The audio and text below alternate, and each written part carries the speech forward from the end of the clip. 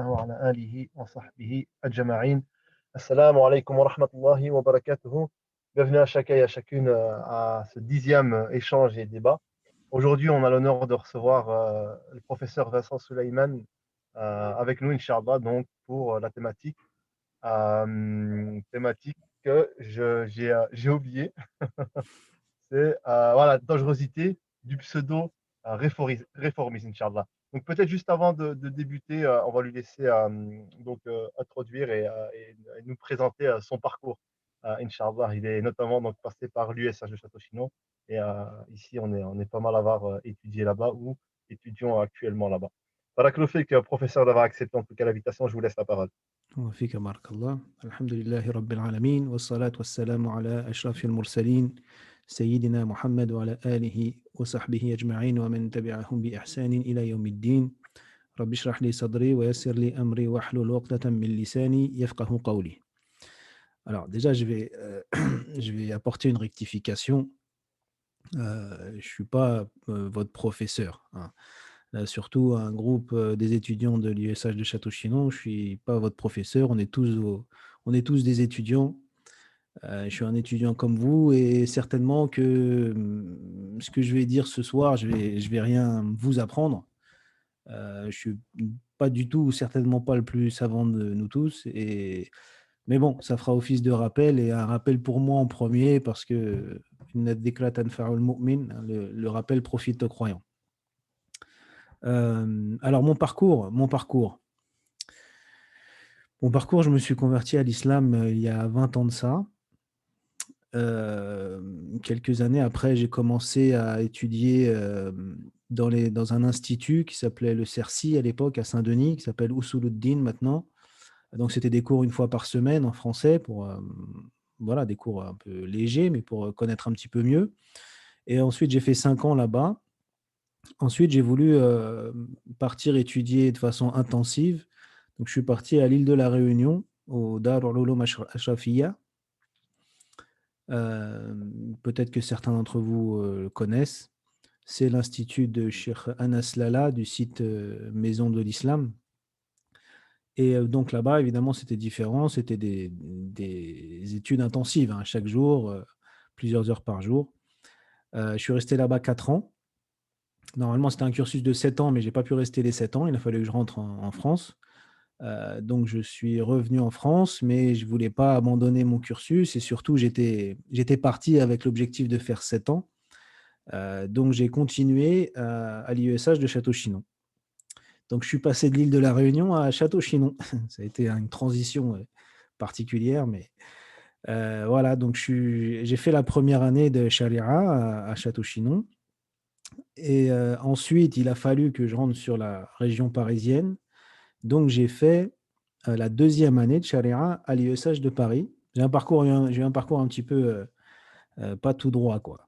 Donc, j'ai fait la deuxième année, j'ai validé la deuxième année à l'USH de Paris, mais on va dire en gros que j'ai largement préféré l'USH de Château-Chinon, donc j'ai fait, mais je ne pouvais pas y retourner. Donc, j'ai validé la troisième année par correspondance. Par correspondance, la troisième année de Sharia en arabe, et donc, alhamdoulilah, j'ai pu valider la licence comme ça.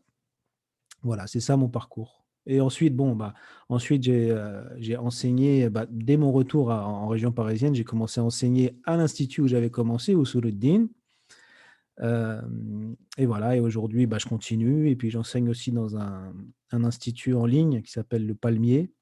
Et je donne aussi des cours de langue arabe et de sira de mon côté. Et voilà, quelques interventions de temps en temps et un petit peu de darwa sur Internet, sur YouTube, les réseaux sociaux. Bon, c'est pas que ce soit un très grand plaisir, mais c'est une nécessité, il faut y être. Donc, j'essaye d'apporter un petit peu ma pierre, quoi. Voilà.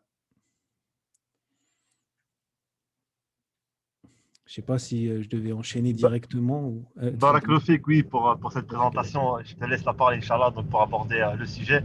Et à la fin, Inch'Allah, on aura un débat, un échange avec les personnes présentes, Inch'Allah. Barakallahu fik, tafadal. Inch'Allah, wa fika barakallah. Alors, euh, on vit je voulais donc parler de la dangerosité du pseudo-réformisme, et j'ai bien dit pseudo, Parce que ce que l'on appelle al-tajdid, l'islah, tout ça, ça fait partie de notre religion, ça fait partie de notre dîn et ça existe, hein. Et donc, ce que l'on pourrait traduire par le réformisme, parce qu'en français, réformisme, c'est euh, refaire ce qui a été défait, hein. Remettre à neuf, si on veut, ce qui a été défait. Donc, pourquoi pas, on pourrait utiliser ce mot-là. Sauf que sous prétexte de ce besoin de réformisme, certains se réclament de ce mouvement-là, mais je pense, wallahu alam, qu'il y a un grand danger pour nous et pour notre religiosité. Alors, on vit on vit une période de l'histoire qui est bizarre, je veux dire, hein, qui est bizarre, qui est compliquée, qui est difficile et compliquée. La vie, elle est devenue beaucoup plus complexe qu'auparavant. Et surtout, elle évolue beaucoup plus rapidement qu'auparavant.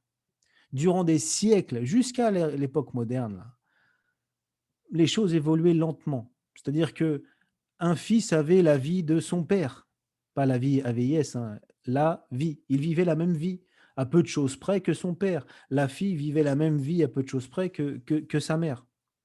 Alors qu'aujourd'hui, 10 ans d'écart et euh, tout a changé. En 10 ans, tout change. Personnellement, j'ai 42 ans, et ben, je me sens déconnecté des jeunes de 20 ans. Pourtant, moi, j'ai l'impression que 20 ans, je les avais hier. Mais les choses vont trop vite. Hmm. Et donc, la charia, l'aspect législatif de l'islam, il est toujours connecté avec le contexte. Elle est connectée avec le contexte dans lequel elle va être mise en pratique. Les étudiants de Usul connaissent bien ça. Parce il y a les règles théoriques, hein, en théorie, et il y a l'application, les modalités d'application de ces règles. Et donc, il y a pas une adaptation, mais un travail à faire là-dessus. Il ne suffit pas de connaître la vie théorique pour tout de suite le mettre en pratique. Il y a aussi la conséquence de la conséquence de nos actes qui est à prendre en compte. Donc, le waqi', le contexte, il influence beaucoup notre pratique et il influence beaucoup l'ijtihad des ulama. Je voudrais répéter quand même, hein, que je ne vais rien vous apprendre, hein, je parle au Tullab de l'USH. C'est un rappel pour nous tous et pour moi en premier. Un alim, un faqih, il n'aura pas forcément le même avis à un endroit, dans un lieu et dans un autre lieu, dans une époque et dans une autre époque, dans deux époques différentes. C'est pourquoi on a toujours besoin des ulama, de leur ijtihad, pour savoir comment pratiquer notre foi et comment rester fidèle au usul, notre din et au maqasid de la charia. Parce que le contexte, il l'influence, il a son rôle à jouer. Elle n'est pas déconnectée du contexte, la charia, pas du tout. Ce n'est pas quelque chose qui est dans des livres et voilà, c'est bien dans des livres. Non, c'est quelque chose qui est censé être mis en pratique. Donc, ça va changer en fonction du contexte. C'est un des sens, notre besoin des ulama et de leur ijtihad, c'est un des sens du hadith. Inna Allah yab'athu li hadhihi al-umma ala ra'si kulli mi'ati sana man yujaddidu laha dinaha. Allah envoie tous les siècles quelqu'un, alors même ça peut être une personne ou ça peut être un groupe, hein, ça peut être pour le singulier ou pour le pluriel, mais une personne ou des personnes qui viennent yujaddid, ils viennent renouveler pour eux leur din. Donc ça, évidemment, ça n'est pas changer le din, hein, mais c'est justement remettre certaines choses en question pour que notre pratique et notre conception, elles restent fidèles justement au usul de notre din et à ses maqasid. Et donc, face à l'évolution de nos modes de vie, face à la complexité des situations qui se présentent aujourd'hui aux musulmans, bah, certains ont compris qu'il fallait faire cet ijtihad, qu'il ne fallait pas faire un copier-coller des règles théoriques qui sont dans les livres de fiqh ou des avis des ulama anciens donnés dans des contextes complètement différents. Parce qu'en faisant ça, on risque de ne pas être fidèle à l'esprit de la charia. Et ça a toujours été comme ça. Il y a toujours eu des mujaddidoun. Donc, certains ont compris jusqu'ici, tout va bien. Mais cet ijtihad, ce tajdid, il est cadré. Il ne se fait pas n'importe comment. Il ne se fait pas selon l'apparence des choses. Et donc, doivent le faire ceux qui maîtrisent les sciences nécessaires à l'ijtihad.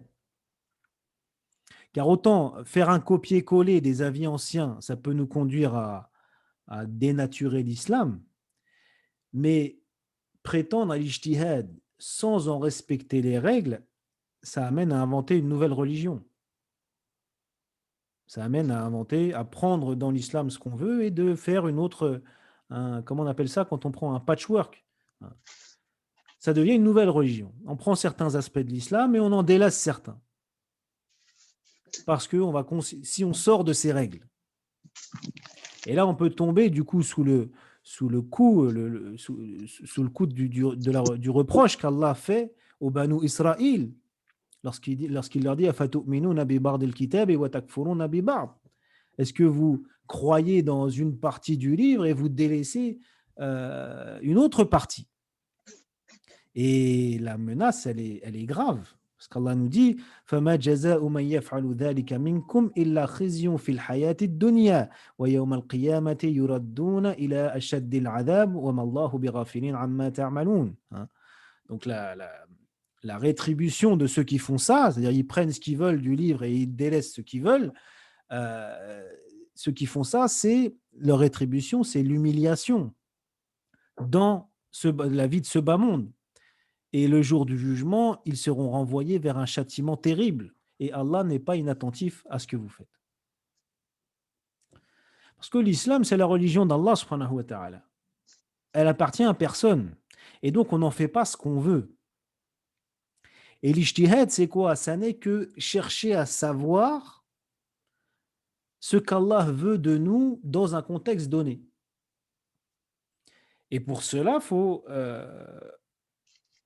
il faut chercher les éléments dans les sources de la charia pour voir ce qui semble aux savants le plus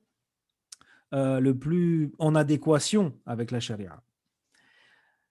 Et cela en s'appuyant sur l'ijtihad des anciens. Il ne s'agit pas du tout de se couper de l'héritage des ulama et de l'héritage scientifique musulman. En fait, suivre les pieux prédécesseurs, comme certains aiment le dire, c'est pas faire un copier-coller de ce qu'ils faisaient. C'est d'étudier leur méthodologie pour essayer de comprendre, pour essayer de savoir qu'est-ce qu'ils auraient fait s'ils auraient été à notre place. C'est ça. Là, on suit les salaf as-salih et les prédécesseurs en général. Donc, s'ils suivent aveuglément et faire des copier-coller, c'est un extrême. Il y a un autre extrême aussi, qui consisterait à se couper totalement de l'héritage des savants anciens. Et ça, c'est clairement une voie vers l'égarement. Et il est apparu des gens, je ne citerai pas de nom ce soir, mais il est apparu des gens, et ils sont un petit peu en vogue aujourd'hui auprès de certaines personnes, qui se revendiquent comme étant imams, comme étant des chercheurs, et qui, sous prétexte de ce besoin de tajdid et d'ijtihad, de renouveau du din, eh bien, ils prétendent que l'on peut se couper de l'héritage islamique et s'affranchir de toutes les règles de l'ijtihad. On fait comme on le sent, comme ce qui nous paraît le mieux. Et ces gens-là se prétendent et se disent réformistes. Alors qu'en vérité, qu'est-ce que c'est que le tajdid? Cette charia, elle vient d'Allah, elle vient de la révélation. Donc, l'être humain, il ne peut pas cerner toutes ces sagesses, tous ces objectifs en détail comme ça. Et surtout, venant d'Allah, eh bien, le asl, c'est que l'homme, il ne peut pas y toucher, il ne peut pas la changer. Sauf que Allah lui a permis, lui a donné une marge de manœuvre. Il lui a donné une marge de manœuvre en laissant certains aspects de sa charia à l'appréciation de sa raison. Allah il nous a donné tous les éléments dans le Coran et la Sunna pour faire face à toutes les situations qui peuvent se présenter à l'être humain. Mais toutes ces situations, elles ne sont pas décrites textuellement dans le Coran et la Sunna. Ce n'est pas possible, ça. Donc, ce qui n'est pas décrit clairement comme situation, eh bien, c'est à l'homme d'utiliser sa raison pour voir ce qui lui semble ce qui lui semble être la chose à mettre en pratique, d'après les enseignements de la révélation. Mais bien sûr, ce n'est pas n'importe qui peut faire ça. C'est la raison de ceux qui ont les prérequis pour faire cette réflexion et qui ont les connaissances pour faire quoi? Parce que ces connaissances, elles vont lui permettre d'utiliser sa raison sans sortir du cadre, sans sortir du cadre inamovible de la révélation. Parce que dans la révélation, il y a ce qui ne bouge pas. Thawabit shara. Thawabit, ça ne bouge pas. Aujourd'hui, demain, en France, en Amérique, en Arabie, au Pakistan, ça ne bouge pas. Et il y a les murayyarat, ce qui peut changer, justement. C'est tout ce qui peut être soumis à divergence. Et c'est aussi tout ce qui est lié à notre contexte, surtout, enfin, au contexte dans lequel elles vont être appliquées. Hein. Parce que, comme ceux qui étudient l'usul ont appris, un hukm, il a son sabab, il a sa illa, hein. Il a son manat.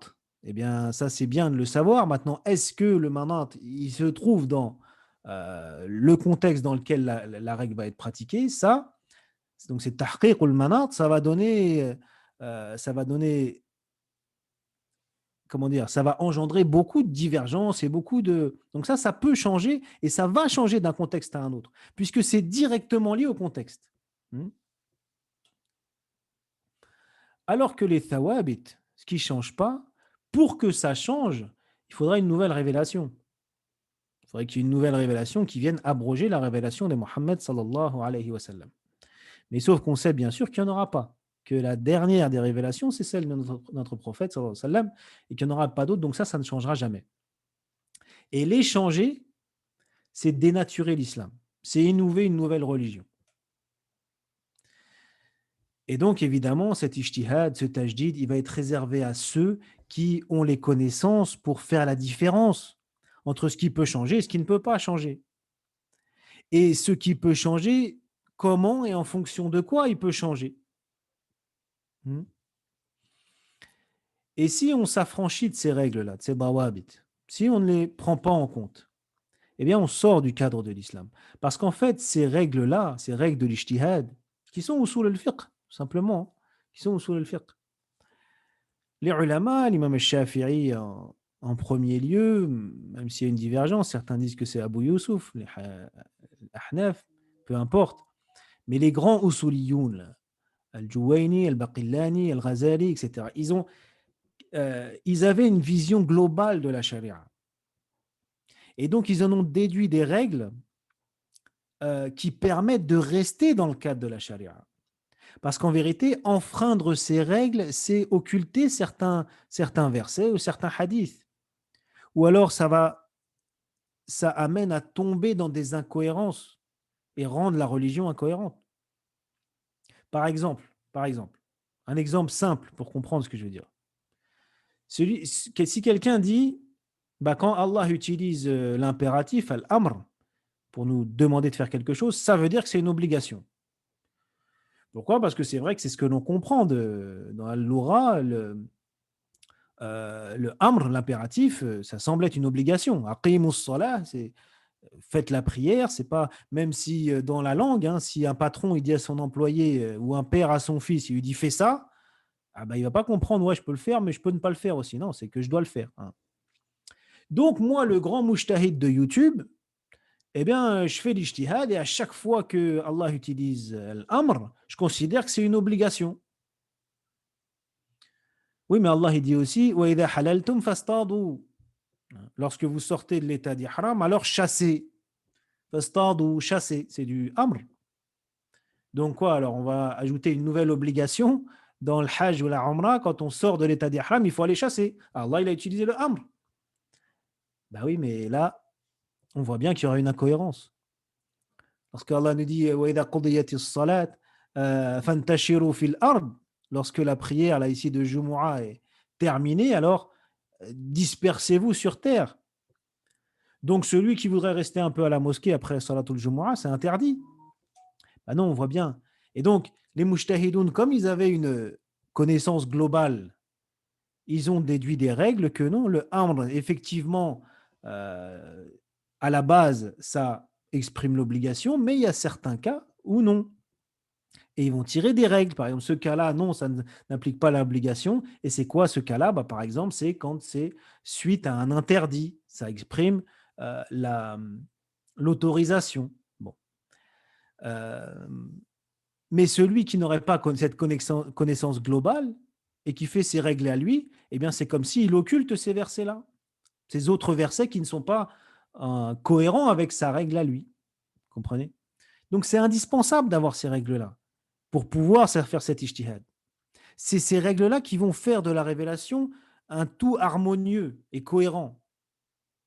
Quand Allah nous dit Ya ayyuhalladhina amanu la tattakhidul kafirin awliya'a min dunil mu'minin. Ô vous les croyants, euh, ne prenez pas les mécréants comme alliés en dehors des croyants. Donc quelqu'un pourrait dire donc c'est interdit d'avoir des liens avec un non-musulman ou même des sentiments envers un non-musulman. On entend beaucoup ça. Ah bon, mais Allah aussi nous dit Innaka la tahdi man ahbabt, walakin Allah yahdi man yasha. En parlant au prophète, sallallahu alayhi wa sallam. Et en parlant de qui? En parlant de Abu Talib. Hein, tu ne guides pas qui tu veux, mais Allah guide. Tu ne guides pas qui tu aimes, mais Allah guide qui il veut. Donc Allah a affirmé que le prophète sallallahu alayhi wa sallam a aimé un mushrik. Donc, si on commence à dire c'est interdit d'aimer, d'avoir des sentiments pour un non-musulman, eh ben, qu'est-ce qu'on fait de ce verset? Où Allah nous autorise وَالْمُحْصَنَاتُ مِنَ الْمُؤْمِنَاتِ وَالْمُحْصَنَاتُ مِنَ الَّذِينَ أُوتُوا الْكِتَابَ مِنْ قَبْلِكُمْ les femmes chastes des gens du livre vous sont autorisées, donc on a le droit de se marier avec elles, donc on n'a pas le droit de les aimer, on a le droit de se marier. Ça, c'est le asl. Après, la fatwa, vous demanderez à Cheikh Arabi, mais le asl, c'est qu'on a le droit de se marier, un homme avec une femme de Ahlul Kitab. Donc on a le droit de se marier, mais on n'a pas le droit de l'aimer. Vous voyez les incohérences. Donc, c'est ces règles-là qui vont nous permettre de rester cadrés et de ne pas dénaturer la révélation. Et s'affranchir de ces règles, c'est occulter des parties de la révélation. Et aussi, en plus des usul, le mujtahid, il doit connaître les maqasid de la sharia, les hikam, parce que les règles, elles ont une âme, c'est pas seulement de la forme, elles ont une âme, elles ont des objectifs. La sharia, ce n'est que maslaha, ce n'est que bienfait pour l'être humain. Donc, quand Allah nous dit de faire ça ou de ne pas faire ça, si on la met en pratique, ça va avoir un effet sur notre vie. Et donc, il faut respecter ces objectifs-là. Quand Allah nous dit que al-gharar dans les transactions, c'est interdit, avec les détails que vous verrez avec vos professeurs beaucoup plus compétents que moi. Mais pourquoi est-ce que l'aléa, comme ça, c'est interdit dans les transactions? Mais pour éviter les malentendus. Et les malentendus, quand il y a de l'argent en jeu, ça débouche souvent sur des vrais conflits importants. Hein. Pour pas qu'il y ait une transaction et puis les choses sont floues. Ah, mais attends, mais je pensais que c'était comme ça. Ben non, moi je pensais que c'était comme ça, c'est évident. Mais comment ça, c'est évident? C'est pas évident pour moi. Et comme ça, et on part dans des disputes. C'est pour ça qu'Allah il nous dit non, les choses elles doivent être claires et précises au moment de la vente. Vous voyez, mais l'objectif, eh bien, c'est d'éviter les malentendus, les mésententes et les conflits. Et donc, il doit connaître ces objectifs-là pour y être fidèle, parce que c'est l'esprit de la charia. Et donc, il doit savoir parfois peser le pour et le contre, al-maslaha ou al-mafsada. Parce que des fois, il y a quelque chose à faire, ça pourrait être un bien, mais ce bien, il va entraîner un mal pire. Donc ça aussi, ça va dépendre du contexte. Comme le prophète, sallallahu alayhi wa sallam, qui dit à son épouse Aïcha, juste après Fathu Mecca, qu'il aimerait, Quraysh a reconstruit la Kaaba, avant avait reconstruit la Kaaba, pas tout à fait sur les bases de Ibrahim alayhi salam, sur lesquelles Ibrahim l'avait construite. Et il dit, j'aurais aimé la remettre sur ses bases originelles et apporter d'autres modifications. Alors Aïcha lui dit, bah, tu peux le faire, maintenant qu'il était au pouvoir à la Mecque. Et il lui répond, laoula hidthanu qawmika bil kufr la fa'alt.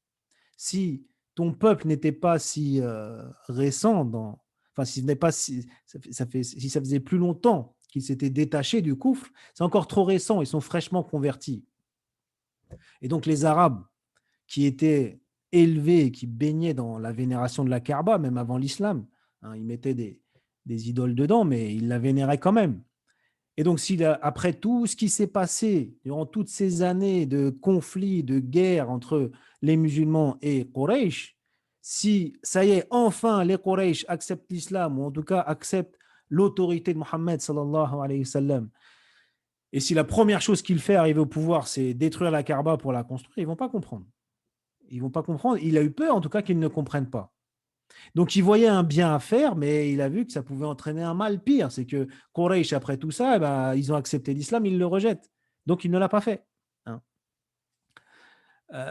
Et donc, c'est ça qui va permettre au mujtahid de ne pas se perdre. Maîtriser les usul de la sharia et ses maqasid. Parce que si on est bien ancré dans les racines et si on connaît le cap à suivre, la direction à prendre, eh bien, après, il peut utiliser sa raison, il restera toujours dans la marge de manœuvre qu'Allah a laissée à la raison humaine pour interpréter les textes de la révélation. Mais certains se sont affranchis de ces règles et ils considèrent qu'on peut faire table rase totale de l'héritage scientifique musulman, s'en couper complètement et inventer nos nouvelles règles. Et comme j'ai dit, en faisant ça, ils prennent de la révélation ce qu'ils veulent et ils en délaissent ce qu'ils veulent. Et donc, quand on fait ça, qu'est-ce qui se passe? Eh bien, on ne prend plus la révélation comme référence. Ah bah oui, parce que si on se permet de prendre ce que l'on veut de la révélation et en délaisser ce qu'on veut, comme si on était devant une carte au restaurant, alors elle est où la référence? C'est qui l'autorité ou c'est quoi l'autorité qui va choisir entre ce que je prends et ce que je ne prends pas de la révélation? Dans l'esprit du pseudo-réformiste, là, c'est quoi la référence qui le place au-dessus de la révélation et qui lui permet de savoir ça, faut le prendre, ça, faut pas le prendre? Il y a bien quelque chose, mais c'est plus la révélation. Ça peut être plusieurs choses, ça peut être ses passions, c'est souvent ça. Ça peut être une autre idéologie. En tout cas, c'est plus la révélation qui est sa référence. Elle devient un outil et il s'en sert comme il veut. Alors qu'Allah nous dit يا أيها الذين آمنوا لا تقدموا بين يدي الله ورسوله لا تقدموا بين يدي الله ورسوله.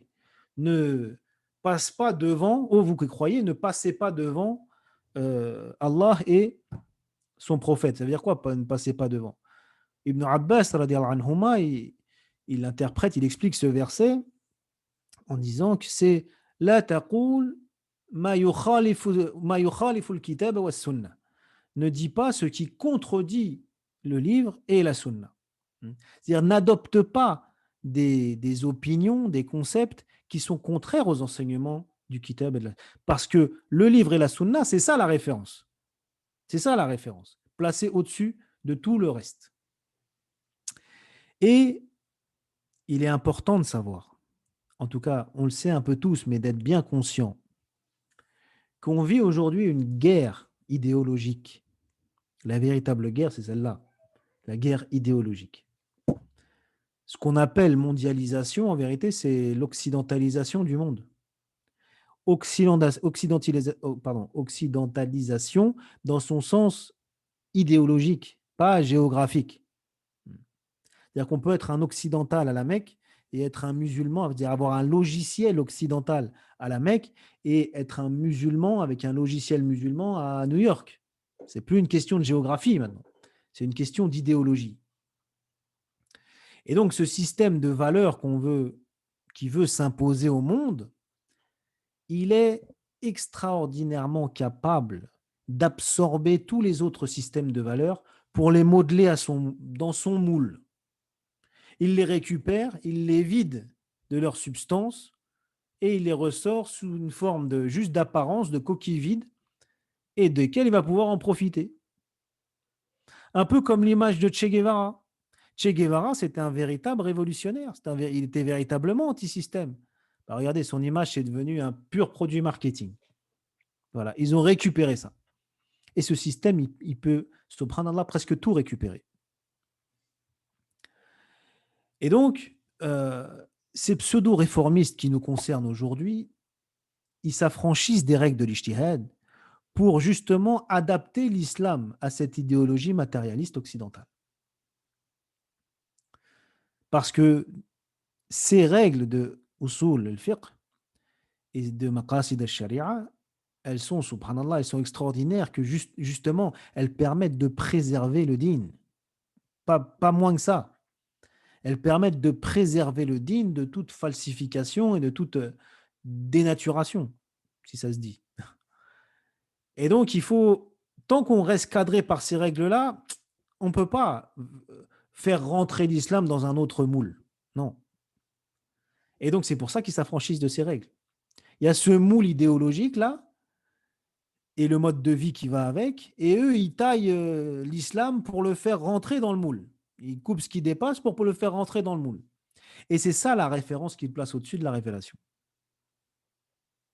Alors concrètement, ça va se traduire par quoi? Eh bien, par exemple, quelque chose à la mode, nier l'obligation du hijab et nier le consensus qu'il y a sur son obligation, parce que c'est dans l'air du temps. D'autres choses dans l'air du temps, faire croire que, oui, bien sûr, la femme peut faire prier comme en tant qu'imam devant des hommes, parce que tout ça, c'est dans l'air du temps. Et quand l'air du temps changera, eh bien, ces choses-là changeront, ces avis changeront. Mais vous voyez, c'est plus la révélation, la référence. C'est la pensée dominante. C'est la pensée dominante. Alors, on vit, nous, dans ces sociétés. Je vais apporter une nuance. On vit dans ces sociétés. Et on sait que la charia, elle s'articule avec le contexte. Et elle permet de vivre dans cette société. Il est possible de faire des arrangements, entre guillemets, pour rendre la vie d'un musulman ou d'une musulmane possible aujourd'hui en France, mais partout, parce qu'en vérité, cette pensée dominante, elle est mondiale, même si, évidemment, nous, on est au cœur du cyclone. Hein.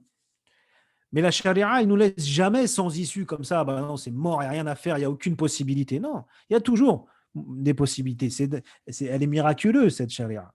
Ça ne vient pas comme ça, elle vient d'Allah, subhanahu wa ta'ala. Donc, on a les outils pour pouvoir vivre malgré tout dans ces sociétés avec ces modes de vie. Mais d'un autre côté, c'est normal que notre croyance, elle rentre parfois en conflit avec ce mode de vie. Et qu'on sente une gêne, qu'on soit parfois dans des situations inconfortables. Ben oui, c'est normal. Alors vraiment, la véritable nécessité, la véritable gêne invivable, non, on a des portes de sortie, alhamdoulilah.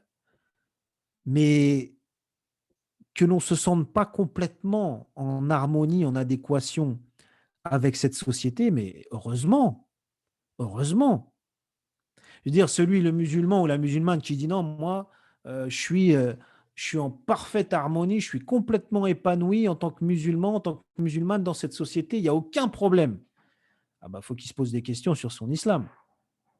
Faut qu'il se pose des questions sur son islam, parce que oui, l'idéologie qui domine cette société et dont cette société est le fruit et n'a rien à voir avec les valeurs et les principes de l'islam. Encore une fois, la charia nous permet d'y vivre quand même, mais on va sentir des gènes.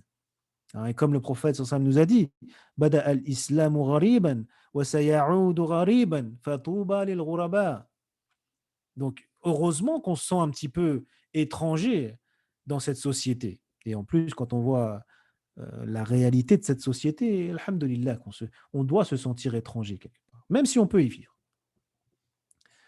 Et donc, et même celui qui affronte ces situations avec sabr et avec ihtisab, eh bien, c'est comme ça qu'il va nourrir aussi sa foi et qu'il va se rapprocher d'Allah. C'est dans ces situations-là, c'est dans ce contexte-là, c'est pas toujours dans le confort, hein, même si on prend en compte le contexte.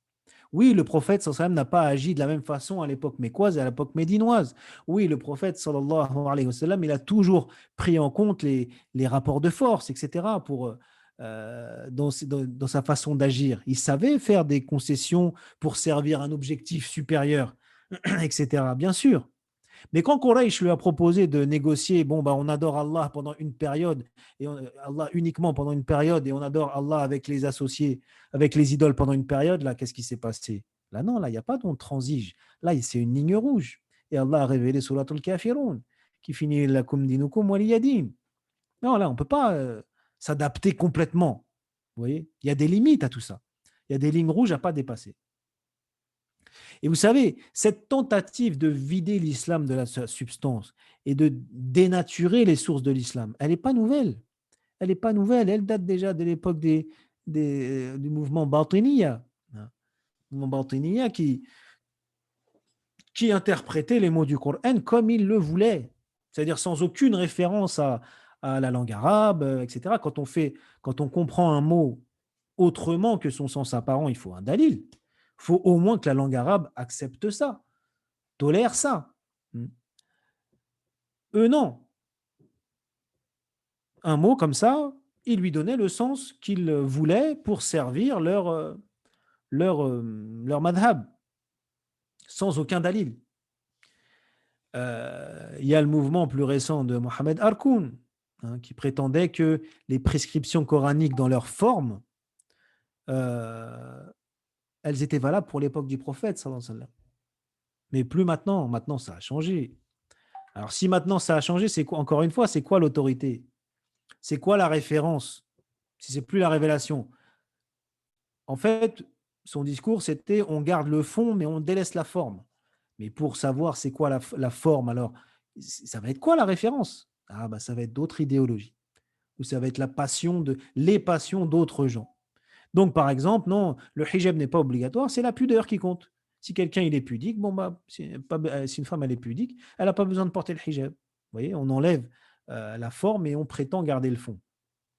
Mais en vérité, tout ça, au bout du compte, ça finit par il n'y a plus rien, il n'y a plus d'islam, il n'y a plus rien du tout. Et aujourd'hui, ça revient sous différentes formes, mais le fond, il est toujours le même. Le fond, il est toujours le même, c'est quoi? C'est pouvoir continuer à s'affilier comme étant musulman, ne pas dire j'ai renié l'islam, mais faire ma religion à moi, faire ma religion comme je le sens. C'est ça le fond. C'est-à-dire pouvoir dire non, non, ce texte, je ne le prends pas. Ce n'est pas un signe de bonne santé mentale d'être bien adapté dans une société malade. Voilà, exactement. C'est ce que je disais tout à l'heure. Fatouba lil ghuraba. Salih. Oui, c'est de pouvoir dire encore je suis musulman, mais ça je le prends, ça je le prends pas. Ça, non, non, ça veut pas dire ça. Non, mais attends, il y a consensus depuis 1400 ans que ça veut dire ça. Oui, mais non, eux, ils avaient rien compris. Et c'est ça. Parmi comment dire, les discours auxquels il faut faire attention. Il y a certaines choses, quand on les entend, on doit avoir des lumières rouges qui clignotent à l'intérieur. Attention, danger. Il y a quelque chose qui ne va pas. Par exemple, les discours du genre, et il y en a beaucoup maintenant, du genre, oui, on nous a menti sur ce que dit l'islam. Moi, je vais vous dire en fait ce que dit vraiment l'islam. Tout ce que vous entendez depuis toujours, et les ulama si connus, les Nawawi, Abu Hamid al-Ghazali, Ibn Taymiyyah, etc., etc. Non, non, on vous a menti. Moi, je vais vous dire c'est quoi? Ce que dit vraiment l'islam. Ça, quand on entend ça, il faut fuir. Quand on entend ça, il faut fuir. Il y a une grande différence entre quelqu'un qui a le niveau de faire l'ijtihad, qui se sert, qui s'appuie sur l'ijtihad des anciens pour faire un tajdid, pour qui soit plus en cohérence avec notre waqi', et tout ça pour être plus fidèle aux véritables principes et fondements de l'islam et à ses maqasid. Ça, c'est une chose. Et il y a une autre chose de dire non, non, on vous a menti jusqu'ici, moi je vais vous dire la vérité. Comme il y en a un, par exemple, qui nous dit et qui ose nous dire que Al-Bukhari, il a fait il a fait son travail, il a fait son ijtihad dans l'authentification des hadiths. Mais c'est pas fiable. C'est pas fiable. Et je vous assure, il ose le dire. Et moi, j'ai une méthode plus fiable pour authentifier les hadiths. Donc heureusement, il fallait attendre d'être en France en 2020, dans la région parisienne, pour qu'on ait quelqu'un qui enfin sache authentifier les hadiths, parce que le Bukhari, Muslim, Tirmidhi, etc., eux, ouais, c'était des hommes, c'est bien, ils ont fait ce qu'ils pouvaient, mais moi, j'ai une meilleure méthode. Il y en a un qui dit ça. Vous voyez Et aussi, autre chose auquel il faut faire attention, c'est comment certains utilisent les avis shadh. Vous savez, shudud, les avis isolés, il y en a toujours eu. Et on trouve de tout dans les livres de fiqh. On trouve plein d'avis différents. Mais justement, c'est pour ça qu'il y a d'autres ulama qui travaillent dessus et on sait parfois que tel avis il a été délaissé parce qu'apparemment c'est une erreur, etc., etc. Mais on ne peut pas considérer que tous les avis ont la même valeur, le même poids. Certains, ça aussi c'est quelque chose auquel il faut faire attention, euh, vont prendre en compte de la même façon un avis sur lequel il y a ijma', sur lequel il y a consensus, et un avis shadh, que un savant a dit un jour, mais que les autres savants nous ont expliqué que c'est une erreur, etc. Mais pour lui, c'est la même chose. Et il va s'en servir pour deux manipulations, parce que c'est clairement de la manipulation.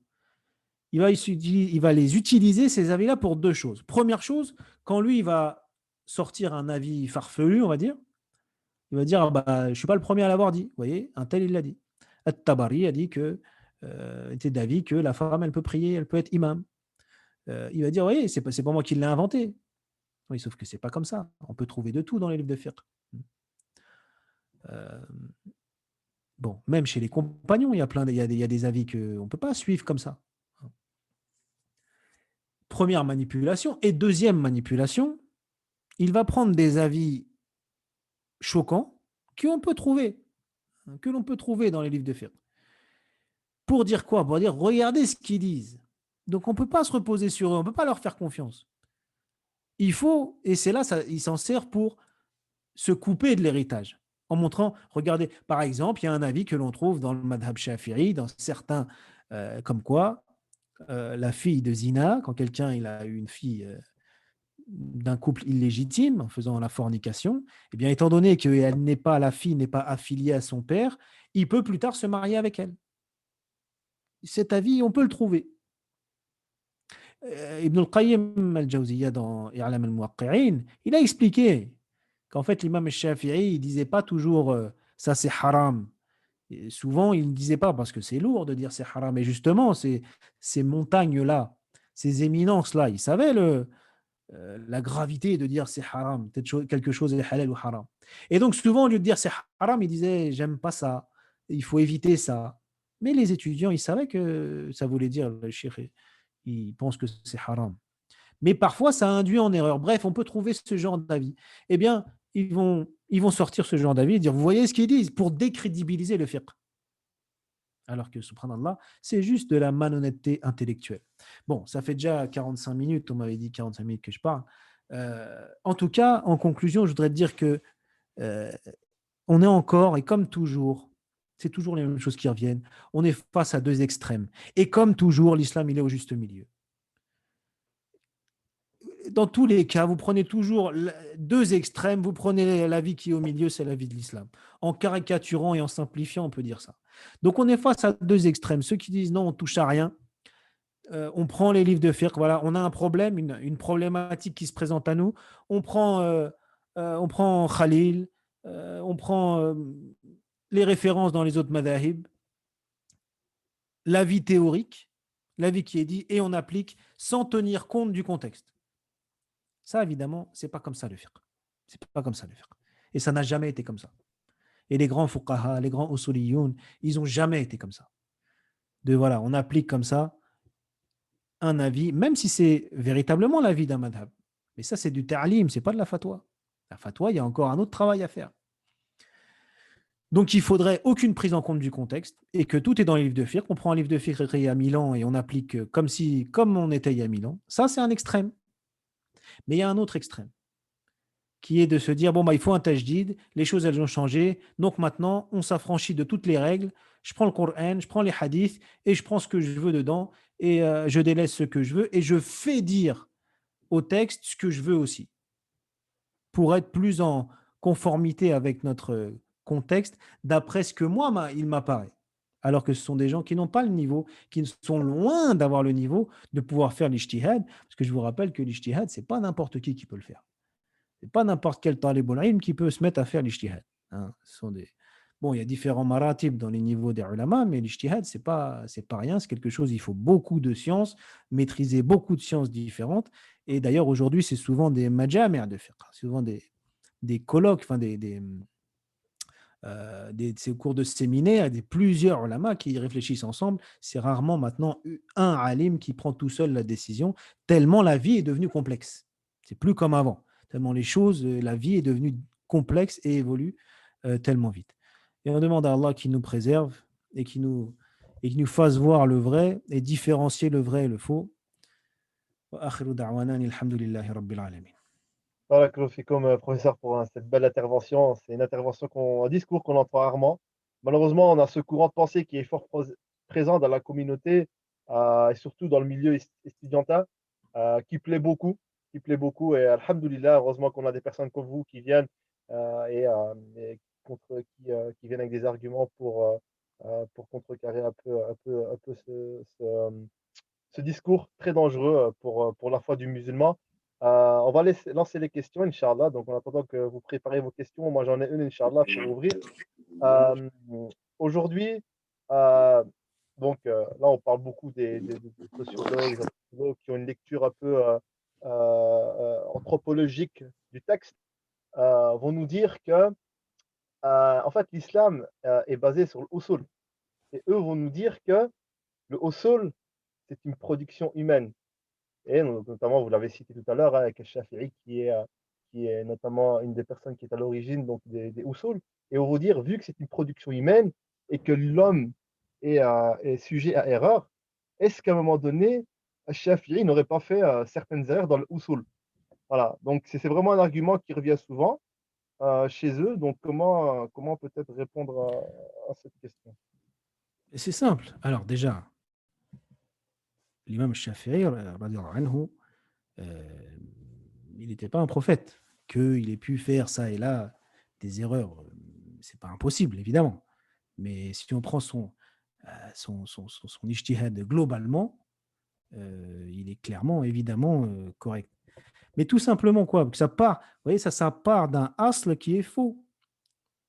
Quand il dit c'est une production humaine. Mais l'imam al-Shafi'i, il ne les a pas inventés, ces usul. C'est pas comme ça, lui, un jour, il s'est réveillé un jour et puis il s'est dit, bah voilà, on va mettre des règles en place. Non, c'est pas comme ça. C'est que ces usul-là, on les retrouve chez le prophète, sallallahu alayhi wa sallam, chez les compagnons, radiallahu anhum ajma'in. C'est pas comme ça. C'est pas lui qui les a inventés, il les a tirés de la sunna, de la sira du prophète, sallallahu alayhi wa sallam, de l'ijtihad des compagnons. C'est exactement comme l'existence des usul, ça n'a pas commencé avec l'imam al-Shafi'i, ça a commencé avec la révélation. C'est exactement comme comme un physicien, il découvre, je sais pas moi, quelque chose dans la nature. Il découvre, je sais pas moi, que les nuages, ils ont telle propriété. Est-ce que c'est lui qui a inventé ça? Avant lui, les nuages, ils n'avaient pas cette propriété. Ben si, mais lui, il les a découverts. C'est exactement, vous savez, d'ailleurs, Cheikh Arabi, hafidahullah, il donne souvent cet exemple de dire c'est comme la langue arabe, les usul. C'est-à-dire que la langue arabe, c'est pas qu'un jour les Arabes ils se sont mis autour d'une table et puis ils ont décidé que bah, le fa'il il est marfou', le maf'ul il est mansoub, ismu kana il est marfou', etc. Non, c'est pas comme ça. Les Arabes ils parlaient. Les Arabes ils parlaient sans avoir mis ça sous forme de science, sans avoir donné des noms aux règles. Mais c'est quand l'islam s'est répandu. Et donc, il parlait sans faire de faute, effectivement. Quand un mot était fa'il, il était marfou', mais il n'appelait pas ça. Si vous disiez à Omar ibn Khattab ou au prophète le fa'il est marfou', ils n'auraient pas compris ce qu'on voulait leur dire. Mais quand l'islam s'est propagé et qu'il y a donc des non-arabophones qui ont commencé à réciter le Coran, à utiliser la langue arabe en faisant des fautes, là, c'était à l'époque de Ali ibn Abi Talib, là, il a demandé à Abul Aswad ad-Du'ali de justement faire des règles, de théoriser ça, d'en faire une science. Et donc, il faut donner des noms, etc., etc. C'est-à-dire que pour caricaturer, les Arabes, ils avaient toujours mis une dhamma à la fin du mot qui fait l'action, pour simplifier évidemment, hein. Mais ils n'appelaient pas ça marfou'. Ils le faisaient comme ça. Ils disaient dakhala karimun. Ils ne disaient pas dakhala kariman ou karimin. Et donc lui, il a mis des noms il a théorisé ça sous forme de science. Mais c'était déjà le cas avant. C'était déjà mis en pratique avant. Pourquoi? Pour pouvoir l'apprendre, pour pouvoir l'enseigner. Bien, c'est pareil avec les usul, c'est-à-dire que les gens, ils ont commencé à interpréter les versets du Coran et les hadiths un petit peu comme ça leur chante. Et là, on a dit à l'imam al-Shafi'i, il faudrait en faire une science, c'est-à-dire pour pouvoir l'enseigner, mettre des noms sur des règles. Mais en fait, c'est ces règles-là qui étaient déjà mises en pratique à l'époque du prophète, sallallahu alayhi wa sallam, par le prophète sallallahu alayhi wa sallam lui-même. Parce que dans ces cas-là, l'imam al-Shafi'i, il est arrivé après l'imam Abu Hanifa et après l'imam Malik. Alors quoi, l'imam Malik, il n'avait pas de usul, il n'avait pas. Non, mais c'est juste que l'imam al-Shafi'i, il l'a théorisé et écrit sous forme de science, en donnant des règles, des noms aux règles, pardon, mais des règles qui étaient déjà mises en pratique euh, avant. C'est comme, je vous dis, un mathématicien. 2 et 2, ça a toujours fait 4. Depuis que le monde est monde, 2 plus 2, ça a fait 4. Mais un jour, on a décidé que le chiffre 2, on allait le symboliser comme ça. Le signe plus, c'est d'être comme ça. Le signe égal, c'est d'être comme ça, pour justement en faire une science. Mais que 2 plus 2 égale 4, ça a toujours été vrai, même avant on invente ces symboles. Ben voilà, les usul, c'est pareil. Ce n'est pas une production humaine, c'est une réflexion sur quoi? Sur le Coran et la Sunna, et sur les ijtihadat des compagnons. Wallahu alam. Barakallahu fik, shukran pour la réponse. Du coup, Inch'Allah, j'ai deux questions écrites. Je reprends ici. Tac. La première, c'est mais du coup, comment savoir le vrai du faux quand on tombe sur ça dans les livres? Première question. Déjà, il faut savoir de qui parle, que ce soit dans les livres ou dans les vidéos, qui parle, qui j'ai en face de moi. Est-ce que j'ai quelqu'un qui a le bagage nécessaire?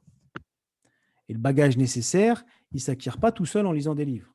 Non, le bagage nécessaire, c'est-à-dire qu'il a étudié, suivi un cursus, et alors, selon la complexité des questions qu'il aborde, si c'est des questions complexes, etc., eh bien, il faut qu'il ait eu, ça peut être sous forme de doctorat, ou alors il y a aussi l'enseignement traditionnel, hein, mais en tout cas, qu'il ait suivi un cursus sur plusieurs années, intensif, et qu'il ait été formé par des ulama, des professeurs.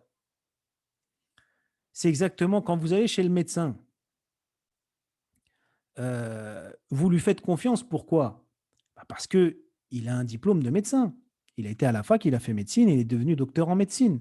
Ça prouve. Bon, alors, il y a des mauvais docteurs en médecine. Il y en a qui ont fait leur doctorat de médecine et ce n'est pas des bons médecins.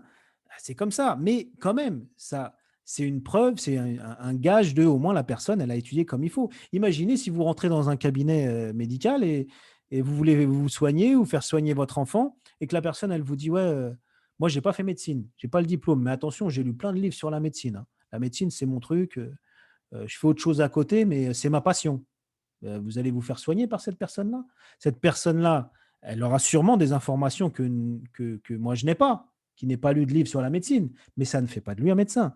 Donc déjà, avant tout, savoir, vous savez, c'est comme la logique des muhaddithoun. Avant de savoir que dit le hadith exactement, on va s'intéresser d'abord à qui le dit, qui rapporte ça. Est-ce que cette personne, elle est fiable? Donc, savoir distinguer le vrai du faux, c'est déjà savoir s'adresser aux bonnes personnes.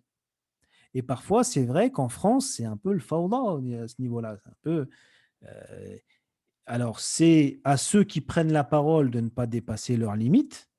Parce que la da'wa, on peut la faire, tout le monde peut la faire. Enfin, il y a des gens qui ont un talent pour toucher les cœurs, faire des rappels. Bah, très bien qu'ils fassent des rappels, ça c'est ouvert à tout le monde. Mais attention, celui qui n'a pas étudié vraiment, il faut qu'il connaisse ses limites. Et aussi, en face, le public, c'est à nous aussi de savoir qui on a affaire en face de nous.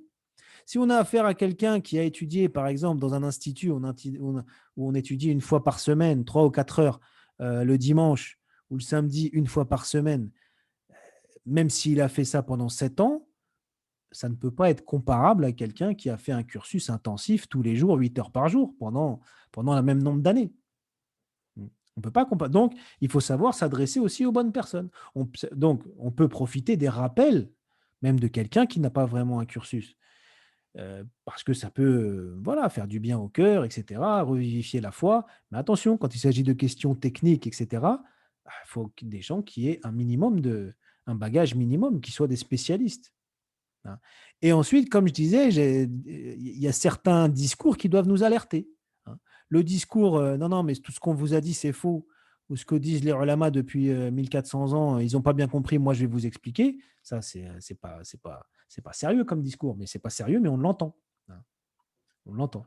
Et donc, toujours, en fait, toujours savoir rester, vous savez, le ilm, c'est une filiation. Jibril alayhi salam a enseigné au prophète sallallahu alayhi wa sallam de la part d'Allah subhanahu wa ta'ala. Le prophète a enseigné aux compagnons. Les compagnons ont enseigné aux tabi'in. Les tabi'in ont atba'at tabi'in et ainsi de suite jusqu'à nous de bouche d'élève à oreille de bouche de professeur pardon à oreille d'élève. Et donc il faut rester dans cette filiation. Celui qui dit je me coupe de tout ça, mais tu te coupes de tout ça, vous savez, qui a fait ça en premier? Les Khawarij. C'est les Khawarij qui ont. C'était pas les Khawarij d'aujourd'hui. Les Khawarij de l'époque, ils priaient, ils jeûnaient, ils lisaient le Coran énormément. Mais ils se sont coupés des références. Et ils ont rendu Ali ibn Abi Talib kafir. Ils ont considéré kafir, par exemple. Ils se sont coupés des références et ils ont interprété les textes comme ça leur chante. Sauf qu'ils n'avaient pas la ilm. Et donc ça, alors ça on voit où ça les a menés, hein, à faire couler le sang. Et jusqu'à aujourd'hui, on a leurs descendants. Mais ça, c'est un égarement. Il faut, comme j'ai dit tout à l'heure, être lié s'appuyer sur l'héritage islamique. Et si une personne vient faire ce travail d'ijtihad, dire des avis qui sont parfois différents de ce qu'on a l'habitude d'entendre, il faut voir de qui ça vient. Il faut savoir de qui ça vient. Déjà, c'est des bons repères pour essayer de distinguer le vrai du faux. Et nous-mêmes, savoir, et nous-mêmes étudier. On n'a pas tous à devenir des tulab al-ilm, mais plus on va augmenter notre connaissance, évidemment, plus on aura des repères. Et on ne sera pas perdu. Vous savez, la ilm, c'est nour, hein, c'est la lumière, justement. Ce qui permet de ne pas être dans le noir comme ça, pas savoir, justement, le jahil, il est dans le noir, il y a plusieurs routes qui se présentent à lui, il ne sait pas laquelle prendre. Et le ilm, elle va mettre la lumière et les panneaux pour savoir où mènent ces chemins-là. Wallahu a'lam. Barakallahu fikum, shukran. Et voilà. D'ailleurs, dans la continuité de ce que vous êtes en train d'expliquer, je me souviens que Rachid Haddad, que Dieu lui fasse miséricorde, nous disait Rahimahullah. déjà il y a 10 ans, mettait en avant en fait l'obligation pour tout musulman d'avoir un référent en fait, que ce soit l'imam du quartier ou quelqu'un d'autre, d'avoir un référent, notamment voilà, dans ce cas de figure. Voilà, est-ce que je peux lire ou pas ce livre? Qu'est-ce que tu en penses de ce livre-là? D'ailleurs, je vous oriente vers le professeur, Inch'Allah, sur les réseaux sociaux, il est présent. Donc n'hésitez pas à contacter le, Inch'Allah, il sera un plaisir de répondre à vos questions, Inch'Allah. Mais il n'est pas professeur. Shukran en tout cas. Question suivante. Donc, une petite question. Vous parliez de maqasid, donc finalité. Je lisais dans un article que certains pays occidentaux respectaient les finalités, justice, dignité, préservation des biens, etc. Alors que les pays suivant la charia hein, les respectaient peu. Est-ce que cette attraction du monde occidental ne viendrait pas également de cette sécurité essentielle à l'homme et la femme que peu de pays arrivent à mettre en place en pratique? C'est juste une réflexion. Et auriez-vous de la lecture francophone concernant l'usul? Merci. J'ai pas compris. Pourriez-vous quoi? De la lecture, en fait, je reprends le message. De la lecture concernant l'usul. Voilà. Ah, Auriez-vous de la conseiller des lecture livres concernant l'usul. Voilà. Alors, les usul, c'est une matière qu'on n'apprend pas tout seul. Non, on ne peut pas lire un livre comme ça tout seul quand on n'a pas de notion. Il y a une base à apprendre avec un professeur. Comme je disais juste avant, vous savez, il n'y a pas les autodidactes, ça restera des autodidactes. Donc, ça fait des gens qui ont une bonne, comment dire, une bonne culture générale, islamique, etc. Mais on ne peut pas apprendre les usul tout seul avec un livre. Même les bases, il faut un professeur parce que c'est technique. Hein, c'est technique. mais plutôt, donc je dirais plutôt des livres. euh, Il y a des livres qui parlent de l'esprit de la charia sans forcément vraiment rentrer dans le technique. Euh, Ben vous avez les livres de Cheikh Youssouf Al-Qaradawi, ça a très bien fait ça. Vous savez, Cheikh Al-Qaradawi, c'est autant un savant qu'un penseur. Parfois, on lit des livres d'Al-Qaradawi, on n'a pas l'impression que c'est un savant, c'est plus un penseur. Et en fait, il est les deux. Et donc, il sait, par exemple, son livre Kayfa nata'amalu ma'a as-sunnati an-nabawiyya, la sunna, la traduction c'est la sunna, c'est du usul concentré sur la sunna, mais c'est du usul. Et là, juste, il est excellent ce livre. Hein. Il est excellent ce livre et il permet de. Comment? Excusez-moi, j'ai un peu la migraine là. Il permet de. Il vulgarise. Voilà. Il vulgarise un petit peu ça sans trop rentrer dans le technique. Donc, ça, ce sont des livres qui sont intéressants. Après, concernant le fait de. euh, les pays non musulmans qui respecteraient plus les maqasid. On ne peut pas dire les maqasid comme ça. Il y a oui, il y a certaines choses qui sont effectivement, qui sont dans les pays occidentaux, qui sont plus fidèles à ce à quoi l'islam appelle, notamment la sécurité, parfois le respect de la vie. Euh, c'est vrai, même si quand on enlève le vernis et qu'on gratte un petit peu, c'est pas très beau ce qu'il y a en dessous. Mais surtout, ces pays-là, d'un autre côté, euh, sont complètement contraires. On ne peut pas dire comme ça, les pays occidentaux, ils respectent plus les maqasid que les pays musulmans. On ne peut pas dire ça. Oui, les pays musulmans, il faut être conscient de toute façon. On vit une période de l'histoire où la communauté musulmane, ça va pas fort, où le monde musulman est dans une grave crise. Ça, c'est indéniable. Le monde musulman vit son Moyen Âge aujourd'hui. Hein. C'est l'inverse du. Vous savez, ça aussi, il faut que les non-musulmans, ils ont du mal à le comprendre, mais il y a le phénomène exactement inverse avec les pays occidentaux. C'est-à-dire que les pays occidentaux, c'est quand ils se sont détachés de l'autorité de leur religion qu'ils ont commencé à se développer. Hein.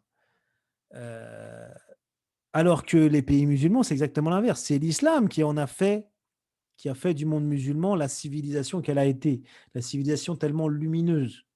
C'est l'islam qui a fait de gens, les Arabes en premier lieu, ensuite les autres, des gens très très simples qui n'avaient pas une grande culture philosophique, etc. C'était pas les Perses ou les Byzantins, ou c'était des gens très simples qui vivaient dans le désert.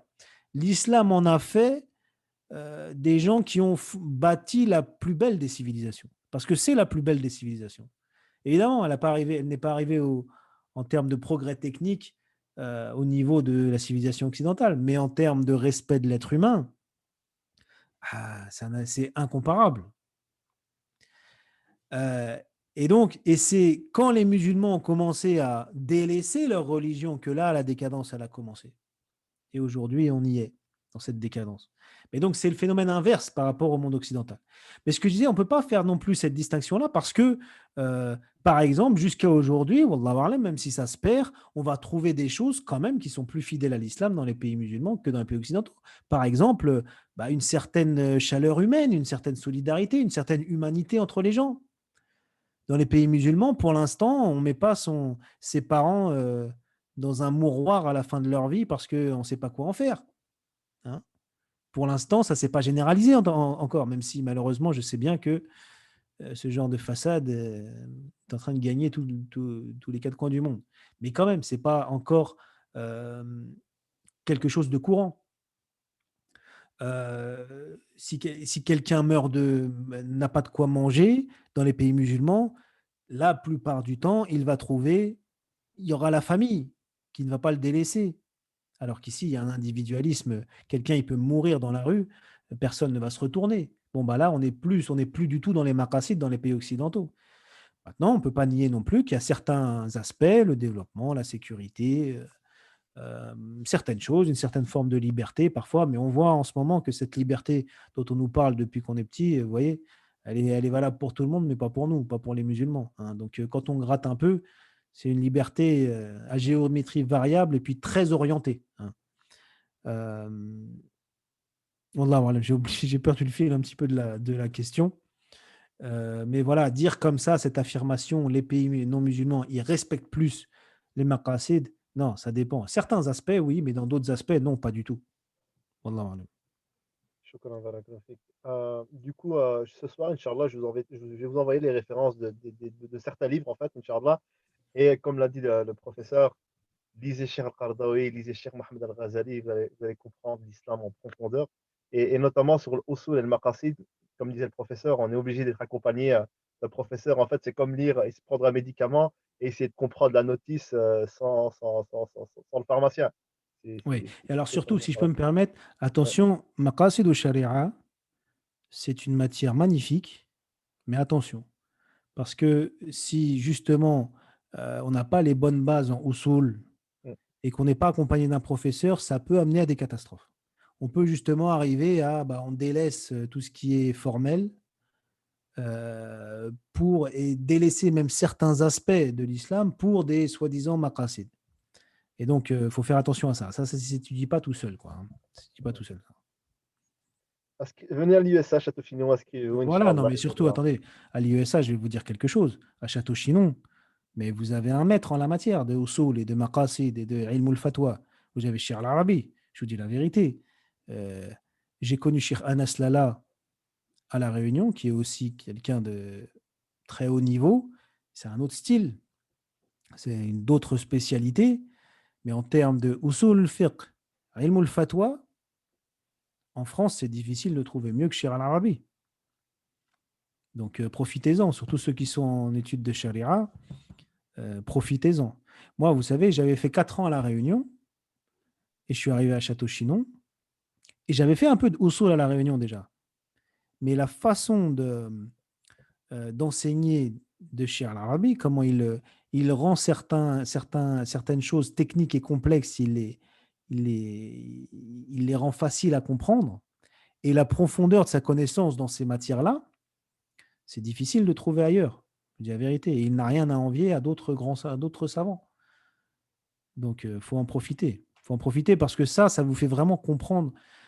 Ça ouvre tout un nouvel horizon. Quand on pense au début que bah voilà, j'ai appris dans l'Akhdari ou dans Ibn Ashir, j'ai appris que telle chose est halal ou haram, ou, et que c'est comme ça qu'il faut l'appliquer. Voilà, on prend ce qu'il y a dans le livre et on l'applique et c'est comme ça. Et si tu peux pas, bah, tant pis pour toi. Non, justement, quand on a accès au soul, etc., avec des personnes de cette qualité-là, comme chez Arabi, on comprend justement comment cette charia, elle est valable en tout lieu, en toute époque et dans n'importe quel endroit. Comment elle s'articule comme ça avec le contexte. Et c'est, machallah, c'est magnifique. Shukran, barakallahu fik.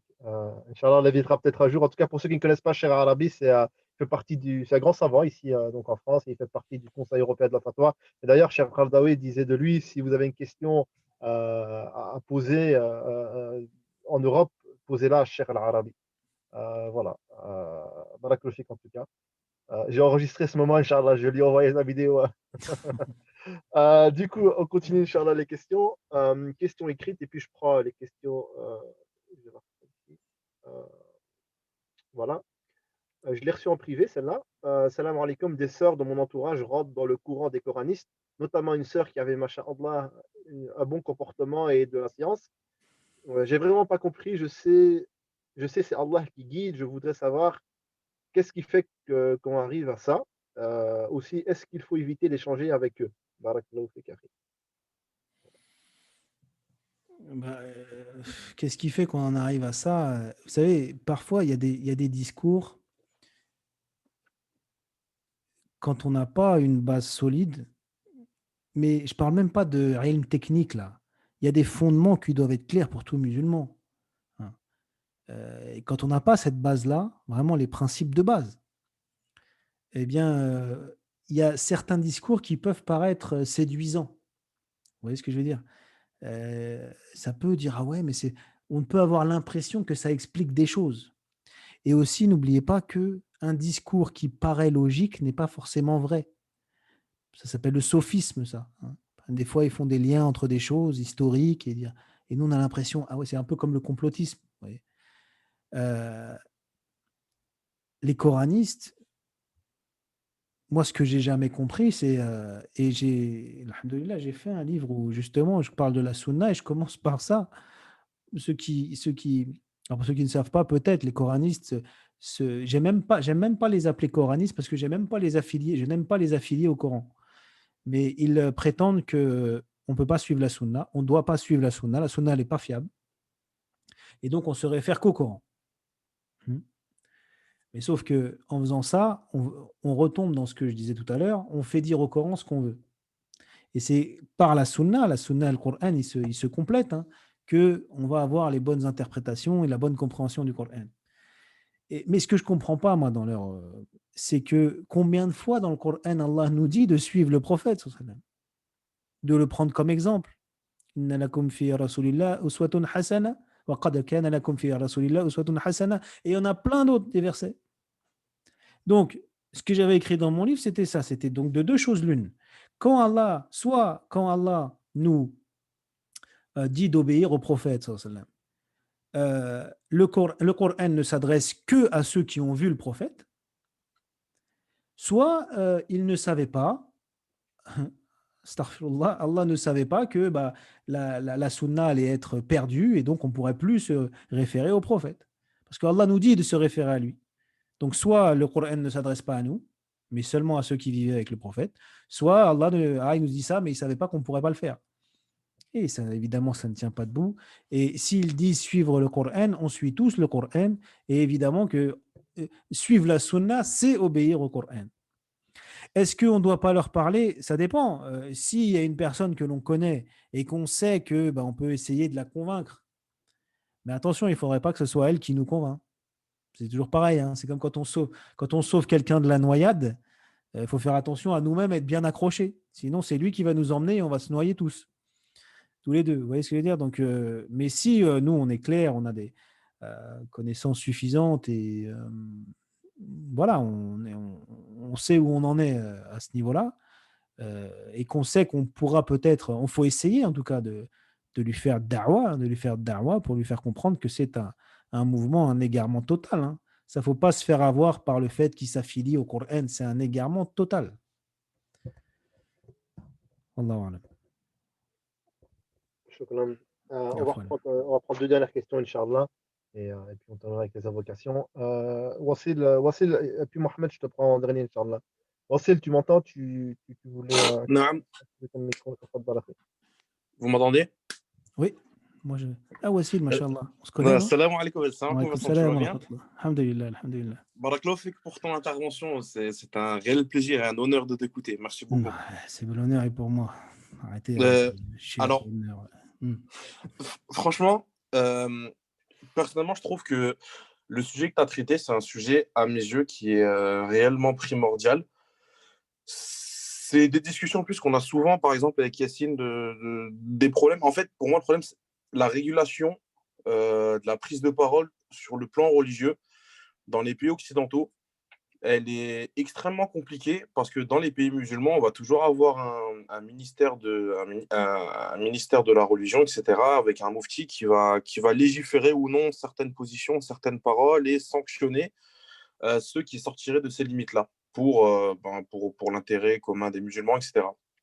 Le souci, c'est qu'en fait, on n'a aucun pouvoir, premièrement légitime et deuxièmement coercitif pour les musulmans en Europe sous cet aspect-là. On a le Conseil européen de la fatwa qui essaie, mais dans tous les cas, il n'a aucun pouvoir coercitif et il y a un problème de légitimité aussi. Ça, je pense, c'est encore, enfin, un problème de légitimité, pas aux yeux des scientifiques, mais aux yeux de la masse, aux yeux de l'awam. Et moi, je voulais savoir, en fait, si tu aurais des idées de solutions ou de propositions pour pouvoir rectifier ce problème. Parce que si, par exemple, vous avez parlé des coranistes, si les coranistes peuvent prendre la parole, et j'ai pas envie de... Je pense à certains noms, à mes yeux, il faudrait une mise en garde totale sur ces personnes-là, vu le danger de ce qu'ils propagent. Ils ont une certaine éloquence dans leur manière de parler, mais entendre des personnes comme ça parler et dire que le voile ne serait peut-être pas obligatoire, et je fais en sorte de taire le nom parce que après, ça peut retomber sur ce groupe, etc., ce serait inutile. Mais c'est une catastrophe. Et en fait, les musulmans n'arrivent pas à réguler ça, on n'arrive pas à empêcher ça. Et je voulais savoir si tu aurais des propositions de solutions par rapport à ça. Ou des pistes, du moins, de réflexion, parce que je sais que c'est une sacrée question que je te pose. Barakallahu fik. Ouais, non, c'est compliqué parce que au-delà d'un ministère des affaires religieuses, dans les pays musulmans, il y a quand même, il y a toute une tradition millénaire. Donc, tu peux pas arriver comme ça et dire n'importe quoi. Euh, bon, même si les gens, c'est vrai, sont plus ignorants qu'à une certaine époque, mais il y aura, comme tu dis, toujours les imams, etc. C'est-à-dire, l'islam, il est cadré, il est implanté. On peut pas arriver comme ça et dire n'importe quoi. Alors que nous, il y a n'importe qui, il prend un micro, il prend son téléphone, il fait une vidéo sur YouTube, il a une barbe, il dit quelques mots en arabe et c'est bon. Euh, Personne ne peut l'empêcher et lui dire mais tu ne dois pas parler au nom de la religion. Donc les seules choses à faire, bah, c'est ceux qui portent un autre discours, de le propager, ce discours, essayer, j'ai pas envie de dire d'éduquer les gens parce que c'est un peu fort, mais en tout cas de propager ce que je disais tout à l'heure, de propager cette compréhension et ce fondement de, voilà, le ilm, c'est quelque chose qui se transmet. C'est quelque chose qui est parti du prophète sallam, qui est arrivé jusqu'à nous par un. C'est pour ça que j'aime bien parler de filiation, c'est presque de père en fils. Il y a une chaîne entre le prophète sallallahu alayhi wa sallam et nous, avec les divergences, avec les différents madahib, mais ça c'est rien ça. Parce que les divergences, etc., ça fait partie du ilm, c'est inclus dedans. Allah, il a voulu cette divergence, et c'est une rahma. Mais c'est pas n'importe qui peut venir parler comme ça. Il faut avoir une certaine légitimité et donc c'est surtout plutôt que des mises en garde. Alors Assia qui nous dit plutôt que de faire des mises en garde, il ne serait pas mieux d'inciter les gens à ne pas apprendre leur religion derrière un écran. Ben, aujourd'hui, ça dépend parce que derrière un écran, on peut apprendre de très bonnes choses, mais toujours savoir qui parle, de qui il s'agit. Qui est en train de me dire, en train de m'apprendre ce que je dois croire et ce que je ne dois pas croire? Est-ce qu'il est légitime pour ça? C'est comme un médecin, comme je vous disais, comme un médecin. On ne va pas se faire soigner chez n'importe qui. Eh bien, notre foi et notre cœur, c'est largement aussi important que notre corps. Et donc, propager cette méthodologie-là. Cette méthodologie que, il n'y a personne qui va réinventer l'islam aujourd'hui. Personne qui va arriver, on vous a menti depuis des siècles. Moi, je vais vous dire qu'est-ce qu'il faut penser et croire. Et deuxièmement, savoir avoir cette discipline et cette méthodologie de à qui est-ce que je me réfère. Et donc, plutôt que des mises en garde, moi, plutôt que des mises en garde contre des personnes, je fais des mises en garde contre des discours et des idées. Et c'est ça, parce que ce qui compte, ce n'est pas les personnes. À l'arrière, on s'en fiche et qu'Allah les guide voilà. Mais ce qui est dangereux, c'est les idées. Donc, mettre en garde contre des idées et donc donner des clés comme ça de compréhension aux gens. Dire attention, il y a tel asl, il y a tel fondement, ça, on ne peut pas transiger avec ça. Vous voyez, il y a telle méthodologie, il y a tel. Et donc, propager ça pour essayer d'élever un petit peu le niveau. Parce que le problème, c'est toujours le jahl. C'est toujours les gens qui sont dans le brouillard total et ils ne savent pas différencier les différentes personnes, vous voyez, les différents profils. Et donc, c'est pour ça qu'il faut mettre des dawabit. Quand j'écoute un prêcheur, même s'il m'a touché et qu'il fait la darwa très bien, etc., je vois par exemple que cette personne, elle n'a pas étudié. Parce que lire des livres, c'est pas étudier. Hein. Lire des livres ou fréquenter, des fois on a ça, j'ai fréquenté tel majlis de ilm, fréquenter, c'est pas. La personne, elle n'a pas vraiment étudié, elle n'a pas un cursus. Bon, bah, je profite de ces rappels, mais attention, quand j'ai une question compliquée, c'est pas à lui que je vais la poser. Hein. Et je ne prends pas tout ce qu'il dit comme argent comptant. Je fais attention. Quand j'ai une question compliquée, bah, je vais aller voir quelqu'un qui a un cursus et qui est qualifié. Avoir cette discipline et cette méthodologie-là et le propager. Parce qu'après, faire des mises en garde, le problème, c'est que ça crée la fitna. Ça crée la fitna, ça crée la division. Et ça, c'est pas bon. Ça, c'est pire que tout, ça. Wallahu a'lam. Mais j'ai pas une recette miracle. Hein. Si ce n'est d'augmenter un peu, que le niveau général augmente un petit peu. Shukran, barakallahu fik. Après, Wassil, vu qu'on débat un petit peu, donc juste pour répondre à ta proposition de mise en garde, et comme l'a bien expliqué le professeur, et là, je vais donner l'exemple d'Abu Hanifa. Il y avait des philosophes, des personnes qui rentraient dans sa mosquée, ils disaient, Ya Abu Hanifa, lève-toi et viens au débat, on échange. Abu Hanifa, Il n'a jamais dit sort de cette mosquée, et il a mis, non, il n'a jamais mis en garde. Il a tout simplement eu en fait les arguments pour en fait répondre à ces personnes. Et je pense qu'aujourd'hui, nous, surtout étudiants à l'IESH de Château-Chinon, on a une grande responsabilité face à ce genre de discours. Et comme le fait très bien le professeur, donc il a étudié aujourd'hui, il met toutes ses connaissances au service de celle-ci. Donc mise en garde, c'est pas une solution. Je pense qu'il faut justement aller sur le même terrain qu'eux et les confronter. Voilà. Alors, juste pour réagir 2 secondes, je suis tout à fait d'accord sur ce principe-là. Il y a même beaucoup qui disent, par exemple, des méconnaisseurs de Ibn Taymiyyah, rahimahullah, qui disent que Ibn Taymiyyah c'était un shadid, etc. Alors qu'il a mis 10 ans, pendant 10 ans, il n'a pas mis en garde contre quelqu'un qui était un soufi adorateur de tombes, donc un extrémiste dans Tariqat. Il a mis 10 ans avant de faire une mise en garde sur lui, parce que d'abord, il a fait nasihat en privé. En fait, la question, elle n'est pas euh, dans la mise en garde ou pas. Bien sûr il y a une question de précipitation dans la mise en garde, et c'est quelque chose qu'il ne faut pas faire. Mais à partir du moment où on trouve des personnes qui ont une audience tellement grande et qui ont un impact tellement néfaste et tellement dangereux aux yeux de la communauté, que ce soit de l'intérieur sur les individus, donc de manière individuelle ou idéologique, parce que certains musulmans vont reprendre leurs idées pour promouvoir une image de l'islam qu'elle n'est pas, et donc des personnes qui sont pratiquantes sont alors marginalisées pour leurs idéologies qui seraient considérées comme conservatrices et incompatibles avec la pseudo-république laïque. Il y a un problème. Donc, il y a la solution de Vincent Souleyman qui est comment dirais-je, de mettre en garde l'idée. Il y a la solution de mettre en garde la personne, mais le souci, c'est quand on a des prédicateurs et des gens qui ont une responsabilité, qui ont qui ont une certaine visibilité aux yeux des musulmans, et qui, par souci de l'image qu'ils vont laisser à l'opinion publique ou de certaines formes de représailles qu'ils pourraient subir, ils ne le font pas. Là, il y a un problème.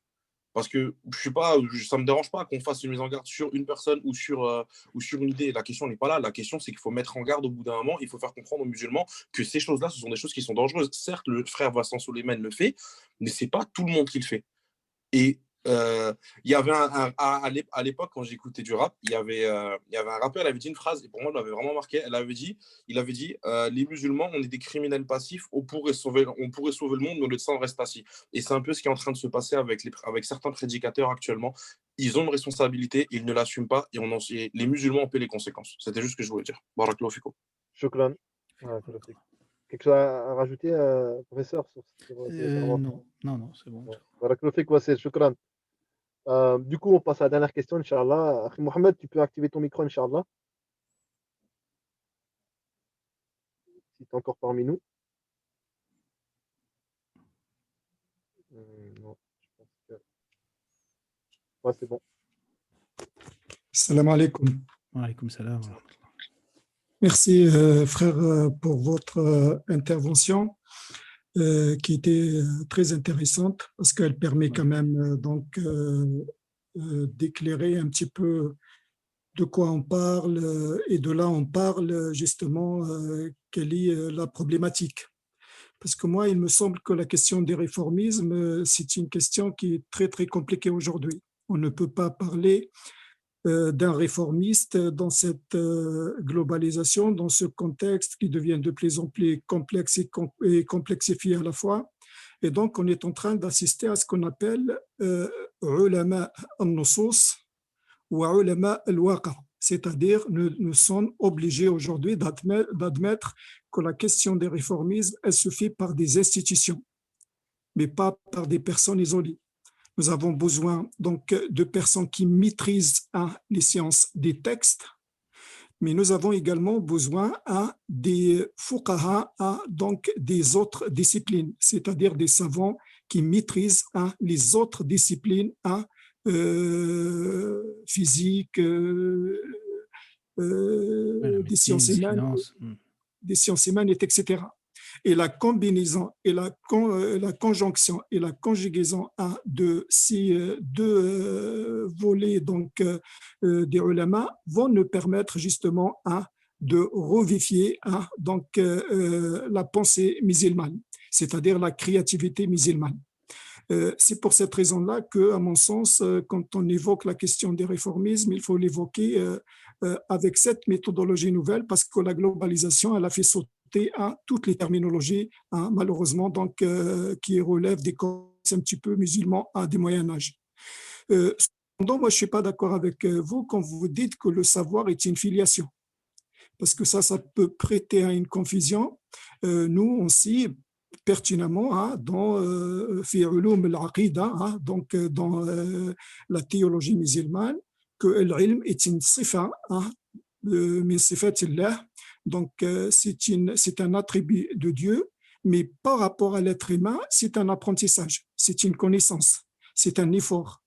Après, le fait de dire que c'est une filiation, à mon sens, peut prêter un peu de confusion parce que vous avez les chiites, justement, qui sont dans cette méthodologie-là, à savoir, c'est de dire qu'ils sont de Ahl al-Bayt et qu'ils ont reçu cet héritage donc, de la famille des prophètes et qui sont en train de le perpétuer jusqu'à aujourd'hui. Et on en a même certains qui appartiennent à la tradition sunnite et qui essayent de véhiculer ce discours-là en disant qu'ils viennent de la famille des prophètes.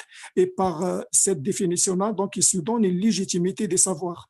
Alors que le savoir, justement, il appartient à ceux à qui ils font des efforts. Mon frère Mohamed, juste si tu peux juste poser la question, Inch'Allah, comme ça on peut avancer, Inch'Allah. On essaie de terminer pour 21h30, on s'était dit 1h30, Inch'Allah. Barakallahu fik. Ok, allez, salam alaikum, barakallahu fik. Salam. Alors, s'il y avait une confusion, non, évidemment, quand j'ai dit une filiation, c'était une façon de parler. Dans le sens, évidemment, c'est pas quelque chose qu'on hérite comme ça, on le télécharge. Non, évidemment que c'est des efforts et un apprentissage. Mais justement, ce que je voulais dire, c'est que cette science, on l'acquiert d'un professeur, et d'un alim qui lui-même l'a acquis d'un professeur, et on remonte comme ça jusqu'au professeur. Et filiation, c'est une expression, quoi, c'est une façon de parler, mais évidemment, c'est pas du tout dans le sens de on hérite comme ça dans le sang de quelque chose. Bien sûr que non. C'était dans le sens que, en fait, ce que je veux dire, c'est que il n'y a pas comme ça quelqu'un qui arrive euh, tout seul par lui-même, avec son travail tout seul, sans aucune autre référence, à avoir le ilm. Non, ce ilm, il doit avoir étudié auprès de quelqu'un qui lui-même a étudié. Vous voyez, c'est une chaîne comme ça, c'est ça que je voulais dire. C'était pas, si quelqu'un a mal compris, c'était évidemment pas de dire que il faut venir de tel peuple ou de telle famille pour avoir la science. Non, bien sûr que non. Après, pour le fait de cumuler les sciences, on va dire, profanes et les sciences religieuses, pour dire en gros, ça oui, bah, c'est sûr, parce qu'aujourd'hui, les choses se sont très complexes, que ce soit, il y a des questions de finances, on n'est plus à l'époque des bouilloires simples, et maintenant il y a des montages financiers. Évidemment, le savant, c'est là, ça revient à Tahqiq al-Manat, ce que je disais. Le savant, il va connaître la règle théorique, il va dire ça, c'est haram ou c'est halal. Mais on va lui présenter une opération financière. Il faut qu'il sache de quoi il s'agit. Lui, il connaît ce qui fait une opération, par exemple, qu'elle est halal ou haram. Mais est-ce que ces caractéristiques-là, elles sont ou pas dans cette opération financière? Et là, il va falloir avoir des gens connaisseurs qui lui expliquent. Et c'est pareil dans la médecine. On dit telle opération médicale, est-ce que c'est autorisé? Il faut qu'il sache de quoi il s'agit. Et maintenant, les choses sont difficiles et sont complexes. Et donc, il y a ce cumul des compétences. C'est sûr qu'il est nécessaire. Il est fait, d'ailleurs, surtout pour les questions médicales et tout. Mais c'est sûr qu'il faudrait que ce soit fait plus. Mais maintenant, c'est à la fin du compte, c'est le alim qui dit si on peut le faire ou si on ne peut pas. Ce sont les ulama, on va dire, c'est souvent des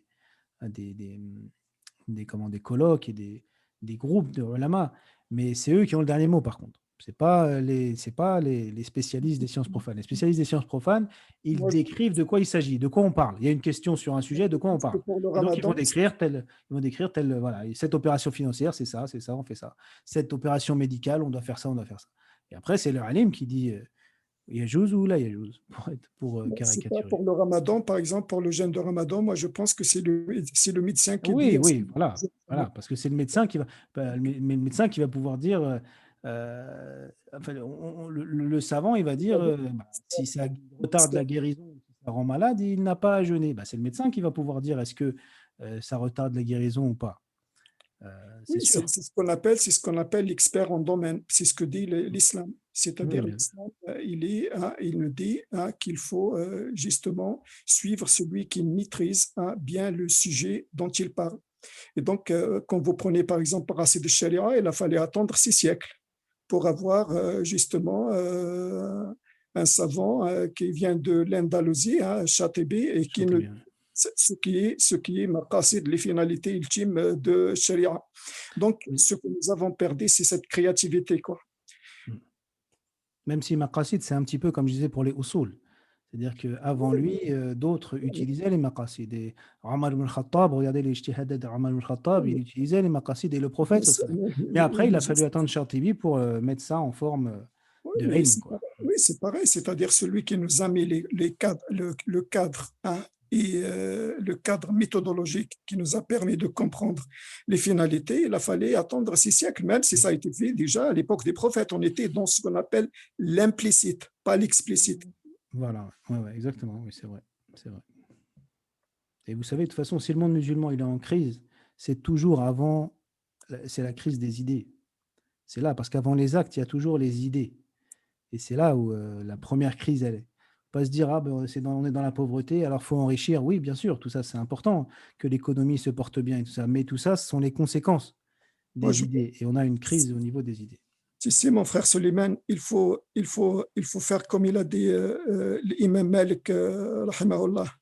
C'est-à-dire, notre temps ne sera celui qui est véritablement fidèle à l'esprit de la prophétie que lorsqu'on adopte ce que les prédécesseurs ont adopté, c'est-à-dire renouer avec l'énergie créative de la compréhension de l'islam et ne pas ingurgiter tout un patrimoine qui a été fait depuis 14 siècles et donc le rabâcher, revenir justement à chaque fois pour le redire et le redire. C'est un savoir cumulatif sur lequel on se sert pour pouvoir répondre aux défis qui sont les nôtres tout en adoptant donc des méthodologies qui sont conformes à la tradition prophétique et à la révélation.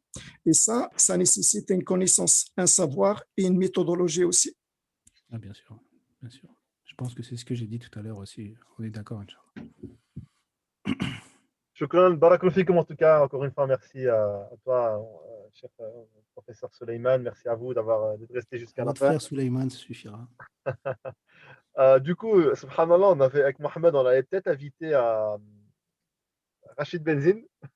Je ne sais pas ce que tu connais, mais en fait, on voulait voilà, le confronter à une personne, et notamment sur ce sujet qui est très important. Voilà. Oui, mais mon frère Mohamed, je pense que ce genre de gens, il faut éviter. Il faut, quand tu invites, il faut inviter des gens qui sont véritablement très solides en matière de la religion, quoi. Parce que ceux qui sont imprégnés par la pensée aussi orientaliste, à mon sens, c'est un petit peu compliqué pour certains qui n'ont pas de bagages. Donc, il y a en France pas mal de sœurs et de frères qui sont très versés de la connaissance et qui peuvent dispenser certains cours par rapport à la théologie, par rapport à la sira, par rapport aux sciences des hadiths, aux sciences coraniques, etc. Notre problème, c'est que les gens, les frères et les sœurs, n'ont pas de bagage suffisant et il suffit de mettre devant quelqu'un et il peut peut-être les induire en erreur sans qu'ils puissent se rendre compte. Donc il faut, comme il a dit tout à l'heure Suleiman, c'est-à-dire nous, on a une tradition. Ibn Sirin, qu'est-ce qu'il a dit? Il a dit, cette religion est une science, que chacun de vous cherche de qui il va apprendre cette science. Donc il faut aller vers ceux qui sont véritablement experts et compétents dans leur domaine. Barakallahu fik. Shukran en tout cas, barakallahu fik pour ton intervention, Mohamed. Inch'Allah, on va clôturer avec les invocations.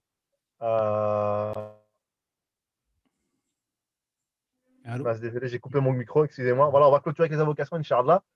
Merci à tous en tout cas. Ce soir, Inch'Allah, je vous envoie les références, Inch'Allah, pour concernant les livres. Est-ce que je te laisse clôturer, professeur, Inch'Allah, avec des invocations?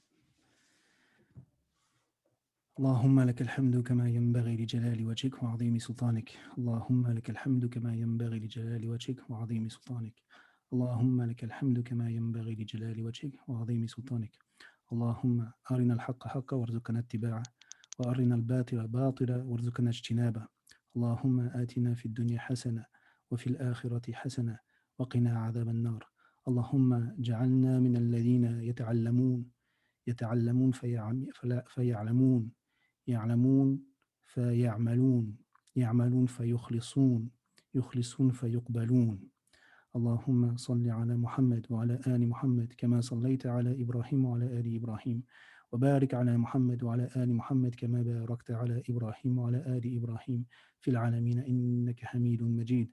سبحانك اللهم وبحمدك أشهد أن لا إله إلا أنت أستغفرك وأتوب إليك. سبحان ربك رب العزة عما يصفون وسلام على المرسلين والحمد لله رب العالمين. بارك الله فيكم à tous. شكرا بارك الله فيكم. Et À la semaine barakallahu prochaine. fikoum pour l'invitation. C'est moi qui suis honoré de cette invitation.